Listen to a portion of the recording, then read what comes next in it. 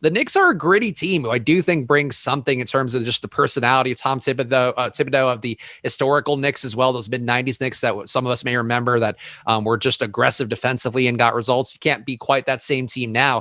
Do you think the Knicks have some of those components? Julius Randle, too, maybe going to get slept on in terms of some of the All-NBA team stuff. Definitely not going to finish in the top 5 MVP, which sucks for him. There's definitely, I think, some narrative here. Them getting to a matchup with the Nets, I think, has a lot of appeal for both the ratings and for everything here. And the Hawks, I think they can go south. So I think taking the Knicks to win this one, I'm very intrigued by. Tough series. I think it's probably, if you ask me which series is most likely to go 7 games, I would probably say this one. I think it's going to be pretty competitive, kind of a coin flip. I would side with the Knicks. I respect the defense. I respect Tibbs. Both teams really don't have much of anything in terms of experience in the postseason for various reasons. So it's a tough sell there. It's one, though, I think when you anticipate a series going long like this, you don't have to overreact. Like, this is one I may wait 2 games and see what we see. Maybe it's 1-1, maybe it's 2-0, and a team needs to win 4 out of 5, and you can get a really good position, because this wouldn't shock me to see within the 7 games, ebbs and flows to this. So it's a series I'm not going to overreact. It's probably the one I'm least likely to take a position on before the games actually start. Next, we've got Mavs plus 325 or Clippers minus 450, Ben.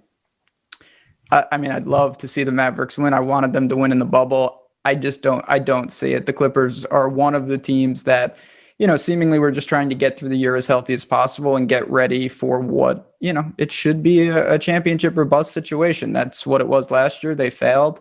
They get another crack at it. I don't think that Luka and the Mavs, they'll have their time. I don't think it's this year. Minus 450, though, Spags, I was a little shocked. I mean, it wasn't like they rolled over this team in the bubble by any stretch.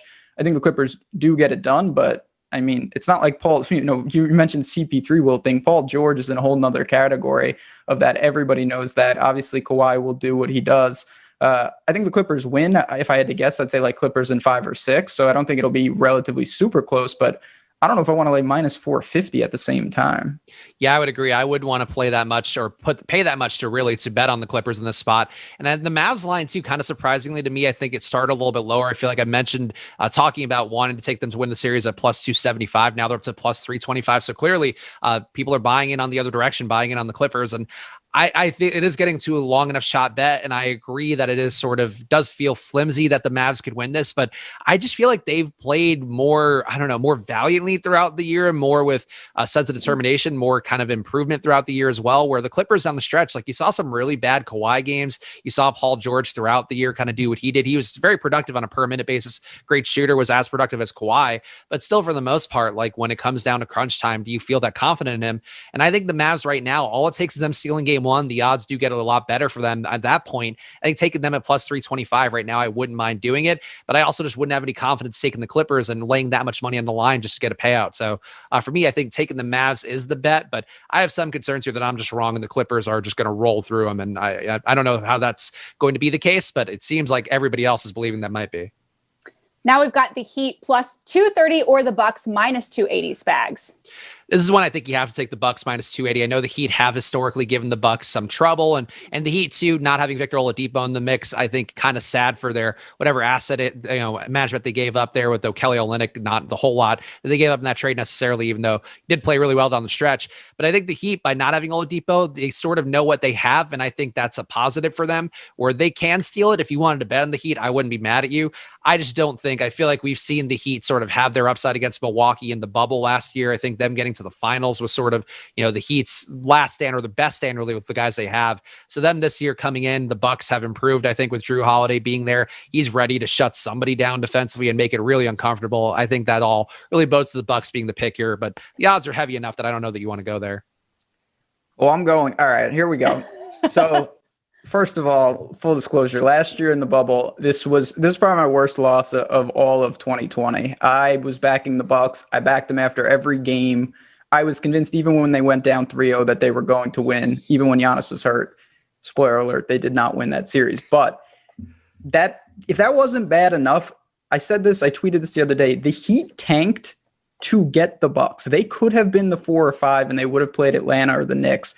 The Heat held out Jimmy Butler and they did not win that game late to get the 6th seed. and now they are playing Milwaukee again. If Milwaukee can't figure out how to beat this team, I don't know what to say. I think this is going to be one of my bigger bets of the year. I think Milwaukee absolutely rolls over them. You're right. The Heat obviously gave them a lot of trouble. I don't know if that was really indicative of the Heat. I mean, you got to give them credit getting to the finals and whatnot. I really don't see that happening. Maybe it's just a leak that I don't see these teams accurately, but I think the Bucks will be ready. Giannis, Middleton, they will do more than enough. I may look to bet this. You would get really good odds if you bet Bucks in 4, even Bucks in 5. I think that's one way to go if you don't want to lay minus 280. But if you can't beat a team that knocked you out last year, that tanked to get you again, and they're the lower seed, I'm not saying I want to annex the city of Milwaukee, but if we did that as a country after this, I wouldn't be super offended because you have to take care of the Heat here. Milwaukee's going to roll over them. My favorite bet by far of the playoffs. Wow. Strong words from Milwaukee. They will clip. Our social team has been doing a great job clipping little tip-off segments. If the Bucks roll over this, make sure to clip it. If the Heat roll over this, there will be other parts of it. We'll go to Spags man bun talk, the hair talk instead. So. I have to say the one thing with the bad part about the clip, which I know this video itself is probably going to be clipped, or the segment's going to be clipped into its own video, is Ben, you said we're going to annex Milwaukee, and I think you meant that they're going to be seceded from the country because you would be so disappointed in it. And I know for the sticklers out there who care a lot about American geography and its storied history of acquisitions and departures, I just feel like that might be one that would reflect poorly upon us in that community as well. I'm a doctor, not a historian, Spags. I leave that to you. I don't know these terms, so. I'm neither of these things, so we'll just go right on to the next one. We've got Trailblazers minus 115 or Nuggets minus 105 Spags.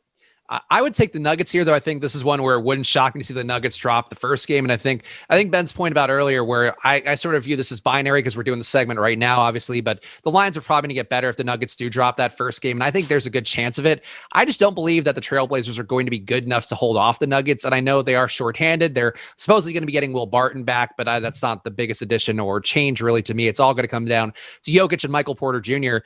But I do believe a lot in that 1-2 punch. And I think it's one that's going to continue to be good. And I think one where we could see Porter have the playoff year that we had Jamal Murray have in the bubble last year, obviously different positions, but Porter Jr. has been one of the best shooters. There was some stat I saw, which unfortunately I have no credit for and barely any recollection of what it was. But Porter Jr. has been one of the best at contested and uncontested threes, like in the league overall. And for a young player like him, this is kind of the venue where you expect him to step up, take some more usage, take some more off the plate when teams really do sell out to stop Jokic as best they can. I think that's Michael Porter Jr.'s time to shine. And I think the Blazers don't have anybody who's going to meaningfully contend with him. So I think that to me makes me think the Nuggets are a good bet right now, but could be a better bet in a week.